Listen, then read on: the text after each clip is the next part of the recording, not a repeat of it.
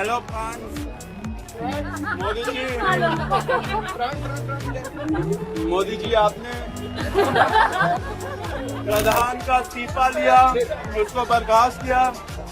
उसी की खुशी में आज हम लोगों ने केक काटा।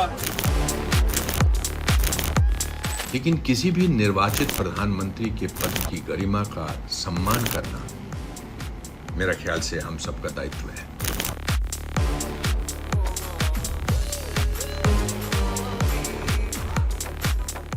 सवाल पूछना हर नागरिक का हक है, लेकिन किसी भी नेता को गाली देना या नाम रख देना सोल्यूशन नहीं है। Neither is it maturity.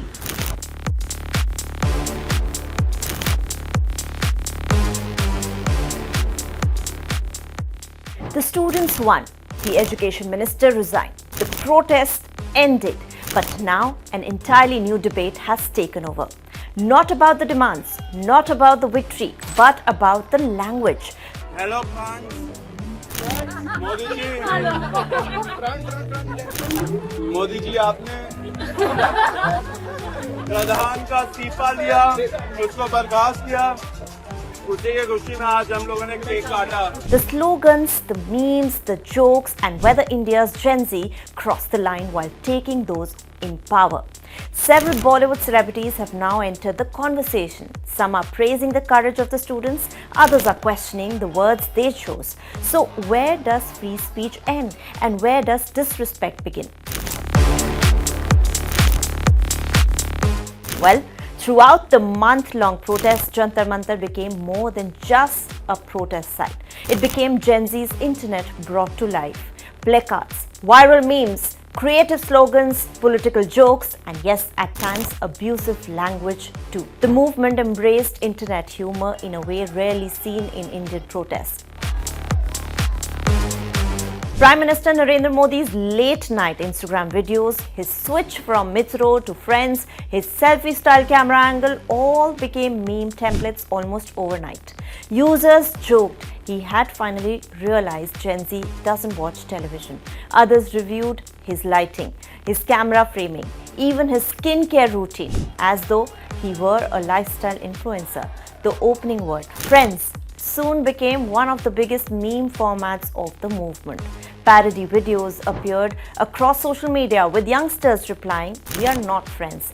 Even rapper-style edits and spoof reels began flooding Instagram. The humor didn't stop there. Several protest reels offered the Prime Minister tongue-in-cheek tips on making better Instagram reels, while others mocked the midnight timing of his videos, saying Gen Z only stays awake, scrolling until 4 a.m. anyway. For supporters, this was political satire. For critics, it crossed into mockery. And now, Bollywood actors have begun reacting. One of the strongest responses came from veteran actor Anupam Kher.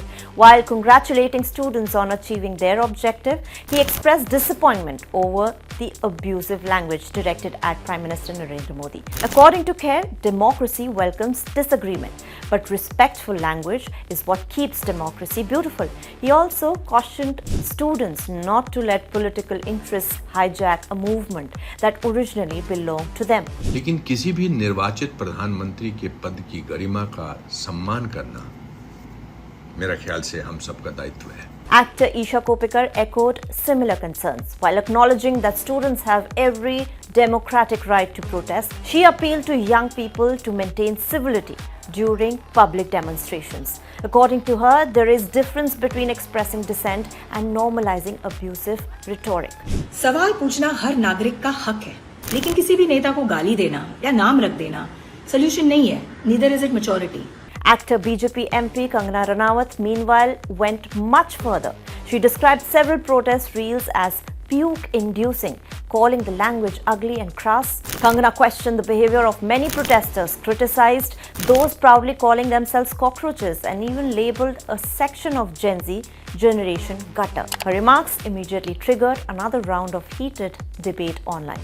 But many protesters insist humor was always part of the movement. After video surfaced showing CJP leaders celebrating after the protest victory, critics accused spokesperson Saurabh Das of mocking Prime Minister Modi's famous greeting while partying.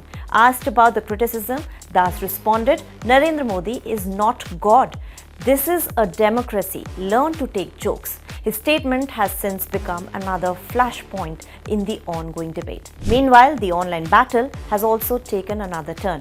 On July 27, several users alleged that Instagram began suspending accounts associated with viral protest content. One of the biggest names was content creator Abhinav Bisht, better known online as Isaac.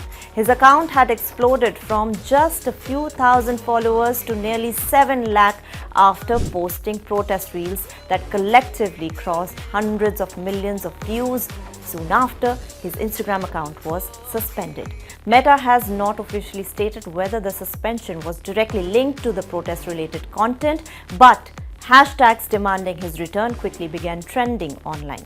At the same time, several reels showing police action during the protests also became difficult for users to access, adding fuel to discussions around moderation and free expression online. Now, even as that debate continues, activist Sonam Wangchuk was discharged from hospital before returning home. He visited Rajghat. Sharing this video from the memorial, he wrote, and I quote, "Thank you, Bapu, for the path you showed. We just learned that it remains as relevant today as 100 years ago." A message that brought the conversation back from memes to non-violent protests. The CJP movement has already changed conversations around youth politics, social media, and accountability. But now it has opened another important discussion. Can political satire coexist with dignity? Is mocking those in power a healthy part of democracy, or should there always be limits, especially when it comes to the office of the Prime Minister? These questions have sharply divided public opinion. Some believe satire has always challenged authority. Others argue that disagreement should never come at the cost of basic civility. Where do you stand? Did Gen Z simply speak the language of the internet, or did parts of the movement cross the line? Let us know your thoughts in the comments below, and don't forget to like, share and subscribe to Times Entertainment. I'm Dipali Patel, and I'll continue to bring you the best from the world of showbiz.